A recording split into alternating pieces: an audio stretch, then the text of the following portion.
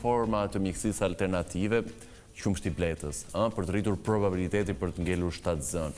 Tani, sa duhet t'i besojnë vajzat, gratë, Shiko, është një gjë. Këtyre koncepteve?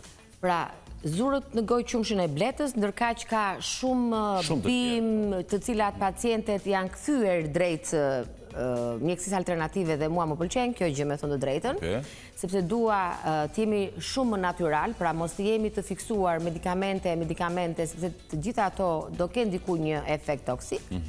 Është një gjë që çdo barë që ne përdorim, pra nga këto të cilët ne mendojmë që na rrisin riprodhimin, janë në vetvete antioksidant.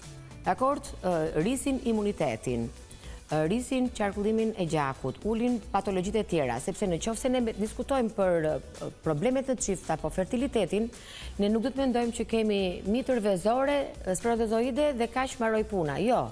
Gjithë organet riprodhuese janë të implementuara në një trup që ka një mirëqenie të përgjithshme dhe janë në harmoni me njëra tjetrën. Dhe në qoftë se ne kemi një patologji të mbivendosur diku tjetër, sigurisht që do reflektohet tek sistemi riprodhues. Dhe ai qumshi bletës që neve themi, qumshin e bletës u japin dhe fëmijëve se s'kan oreks, u japin edhe burrave se janë të lodhur dhe duhet të kenë fuqi, u japin edhe grave se u dhemi kockat dhe artikulacionet, pra nuk e shohin vetëm për pjesën